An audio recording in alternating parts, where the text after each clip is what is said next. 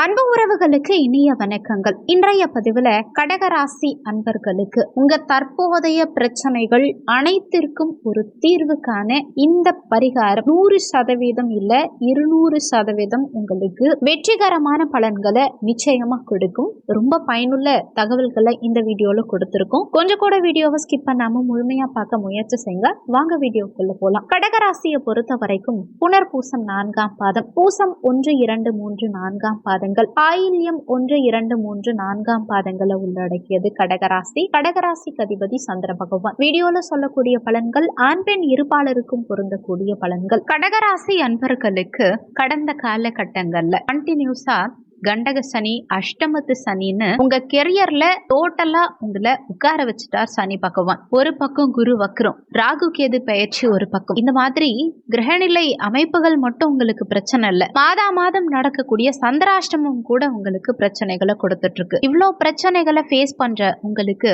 ஒரு permanent solution இருக்கணும் இல்லையா? ராசி பலன், மாத பலன், இந்த மாதிரி என்ன பலன் சொன்னாலும் டோட்டலா உங்களுக்கு எல்லா பிரச்சனைகளுக்கும் ஒரு முழுமையான சொல்யூஷன் கிடைக்கணும் இல்லையா?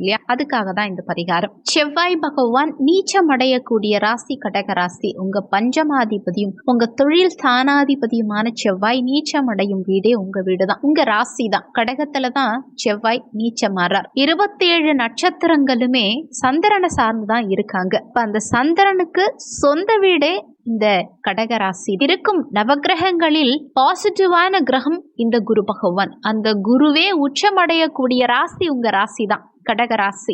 அப்பேற்பட்ட கடகராசிக்கு ஒரு பிரச்சனை வருதுன்னு வச்சுக்கோங்களேன், அது சாதாரண பிரச்சனை, ஒரு பண பிரச்சனையா இருக்கட்டும், இல்ல சண்டை சச்சரவுகளா இருக்கட்டும், பொருள் இழப்பு, இந்த மாதிரி சின்ன சின்ன பிரச்சனை தான் வரும் மற்றவங்களுக்கு. ஆனா கடகராசியா இருக்காங்க அப்படின்னா அவங்களுக்கு மட்டும் வரக்கூடிய பிரச்சனைங்கிறது புதுசா இருக்கும். வெரைட்டியா பிரச்சனைகளை ஃபேஸ் பண்ணுவாங்க. இது வரைக்கும் வேற யாருக்கிட்டையும் நம்ம காது கொடுத்து இந்த மாதிரி ஒரு பிரச்சனை நடந்திருக்குன்னு மத்தவங்க சொல்லி கேட்டு இருக்கவே மாட்டோம். அந்த மாதிரி கேள்விப்படாத புது பிரச்சனைகள்லாம் இந்த கடகராசிக்கு தான் தேடி வரும். நீங்க வேணா ஒரு ஆராய்ச்சியா இத மேற்கொண்டு பாருங்க. திருமணத்துல ஒரு சண்டை சச்சரவு, டிவோர்ஸ் இவ்வளவுதான் இருக்கும். ஆனா ஒரே வீட்டுல 10-15 வருஷமா கணவன் மனைவி பேசாம இருக்கிறது, பிடிக்காம வாழறது, பிடிக்காம குழந்தை பெத்துக்கிறது, இன்னும் சொல்ல போனா தன்னுடைய தாய் தகப்பன் வருத்தப்படக்கூடாது, சுத்தி உள்ள சமுதாயத்துல அசிங்கப்பட்டுற கூடாதுங்கிறதுக்காக வாழக்கூடிய கடகராசி அன்பர்கள் எவ்வளவோ பேர் இருக்காங்க. பொறுத்துக்கிட்டுங்கிற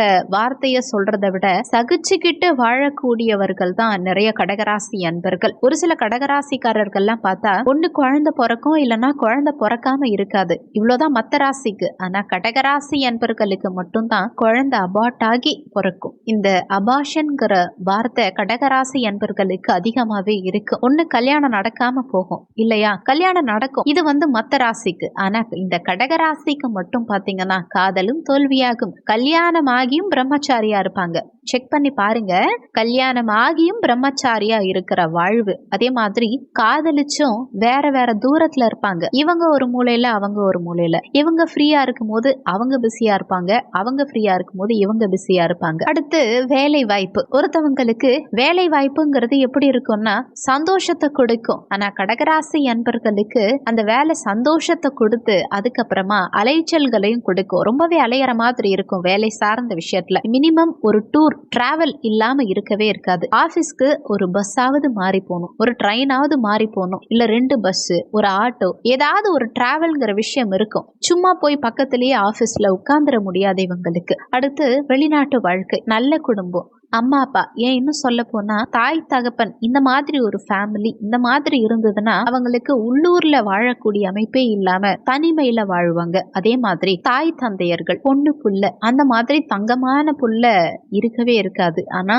அவங்க கூட இருக்க முடியாது, தனியா இருக்க மாதிரி இருக்கும். இப்படி எந்த ஒரு சுகத்தையும் சந்தோஷத்தையும் அனுபவிக்காத ராசி இந்த கடக ராசி. நிறைய பேர் செக் பண்ணி பாருங்க, அதிகப்படியான கர்மாவை அனுபவிக்க கூடியவர்கள் இந்த கடக ராசி அன்பர்கள் தான். நீங்க கஷ்டப்பட்டு சம்பாதிச்சு மேல வரும்போது அந்த நேரத்துல தான் உங்களுக்கு பெண் குழந்தை பிறக்கும். உங்களுக்கு கஷ்டம் சம்பாத்தியம் எல்லாத்தையும் தூக்கி யாரோ ஒருத்தவங்களுக்கு கொடுத்துட்டு நீங்க தனியா நிக்கிற மாதிரி சூழல். இப்படி ஆண் குழந்தை பிறக்கும் பட்சத்துல நீங்க வேணா செக் பண்ணி பாருங்க. கண்டிப்பா அவங்க உங்களுக்கு அனுசரணையா இருக்க மாட்டாங்க, உங்களை புரிஞ்சிக்க மாட்டாங்க. எவ்வளவு வேதனைகள், எவ்வளவு வருத்தங்கள்.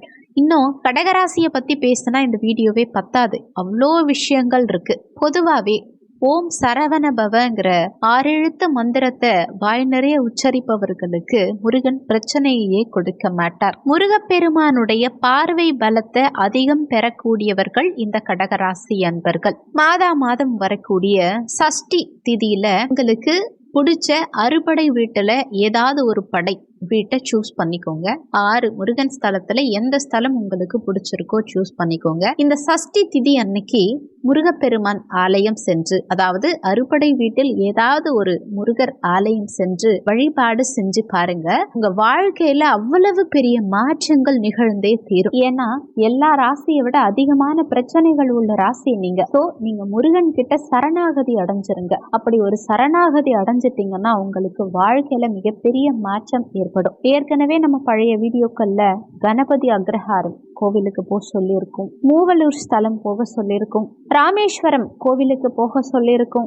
இவ்வளவும் போக சொல்லிட்டு இப்போ முருகப்பெருமான சரணாகதி அடைய சொல்றீங்களேன்னு கேட்கலாம். செவ்வாய் பலம் பெறாத ராசி, சந்திரனுடைய அதிபதியான ராசி. இந்த ரெண்டுத்துக்கும் ஒரு கால்குலேஷன் போட்டோம்னா முருகப்பெருமான் தான் முன்னாடி வந்து நிற்பார். அந்த முருகப்பெருமான் தமிழ் கடவுள் முருகப்பெருமான் அடுத்தவங்க நல்லா இருக்கணும், அடுத்தவங்களுடைய வாழ்க்கையை தூக்கி நிறுத்தணும்னு உண்மையாவே நினைக்கிறவர் குரு பகவான். அப்பேற்பட்ட குரு பகவானே உச்சம் பெறக்கூடிய ராசி உங்க ராசி. ஷார்ட் அண்ட் ஸ்வீட்டா சொல்லணும்னா இன்னொரு விஷயம், எல்லார் மாதிரி நீங்களும் ஒரு முறை பரிகாரம் பண்ணிட்டு எனக்கு வாழ்க்கை மொத்தமா டோட்டலா திரும்பிடும் அப்படின்னு நினைக்க வேண்டாம். கடகராசி அன்பர்கள் எந்த அளவுக்கு முருகப்பெருமான வணங்குறீங்களோ, எந்த அளவுக்கு கந்த சஷ்டி விரதம் இருக்கீங்களோ, எந்த அளவுக்கு முருகனை சரணாகதி அடையறீங்களோ, மந்திரத்தை வீட்டை விட்டு வெளியில போகும் போதும் சரி, ஒரு பிரச்சனைன்னும் போதும் சரி, கடன் கொடுக்கும் போதும் சரி, கடன் வாங்கும் போதும் சரி, உங்களை மற்றவங்க அழ வைக்கும் போதும் சரி, மனசுல இருக்கக்கூடிய பாரம் குறையணும் அப்படின்னா முருகனை நினைச்சு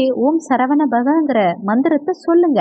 மனதார சொல்லி பாருங்க. உங்க வாழ்க்கையில அந்த அளவுக்கு மாற்றம் இருக்கும். ரொம்ப பிரச்சனை, மூச்சு முற்ற அளவுக்கு பிரச்சனை, தொண்டை அடைக்கிற அளவுக்கு பிரச்சனை, கழுத்தை நெரிக்கிற அளவுக்கு பிரச்சனை இருக்கும்போது நல்ல ஒரு பேப்பர் எடுத்து 108 முறை ஓம் சரவண பவனு முருகனை மனதார நினைச்சு உங்க பூஜை அறையில உட்கார்ந்து 108 முறை எழுதி பாருங்க. மனசுல இருக்க பாரம் அப்படியே குறைஞ்சு போயிடும். இத கண் கூட உங்களால பார்க்க முடியும். உங்க குழந்தைகளுக்கு படிப்பு சரியா வரல அப்படின்னா உங்க குழந்தைகள் கையால கந்த சஷ்டி கவசம் ஒரு 10 புக்கு வாங்கிக்கோங்க. அவங்க கையால மற்றவங்களுக்கு அந்த கந்த சஷ்டி கவசம் புத்தகத்தை தானமா கொடுக்க சொல்லுங்களேன். படிப்பு அவ்வளவு அழகா வர ஆரம்பிச்சிடும். நல்லா படிக்க ஆரம்பிச்சிருவாங்க குழந்தைகள். உங்களுக்கு எவ்வளவு பிரச்சனை இருந்தாலும் சரி, எந்த மாதிரியான பிரச்சனை இருந்தாலும் சரி, உங்க பிரச்சனைய தனிச்சு சொல்லணும்னு அவசியமே கிடையாது. அவ்வளவு பிரச்சனைகள்ல மாட்டி தவிச்சிட்டு இருக்கக்கூடிய கடகராசி அன்பர்கள் செவ்வாய்க்கிழமை தினங்கள்ல அறுபடை வீடு முருகப்பெருமான் ஆலயம் போயிட்டு வாங்க. ஒவ்வொரு வாரமும் ஒவ்வொரு முருகன் ஆலயம் போயிட்டு வாங்களேன். இந்த செவ்வாய்க்கிழமை பழமுதிர் சோலை, அடுத்த செவ்வாய்க்கிழமை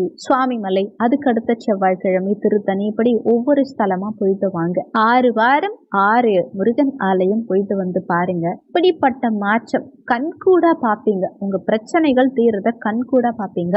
செவ்வாய்க்கிழமை மட்டும் கடகராசி அன்பர்கள் முருகனை வணங்கிட்டீங்கன்னா கன்ஃபார்மா பாசிட்டிவ் நடக்கிறத பாப்பீங்க. கர்மா குறையும். கண்டிப்பா இத நீங்க கண்கூட பார்க்க முடியும். அதே மாதிரி சஷ்டி தினங்கள்ல விரதம் இருந்து அறுபடை வீட்டில் ஏதாவது ஒரு முருகன் ஆலயம் சென்று தானம் கொடுங்க.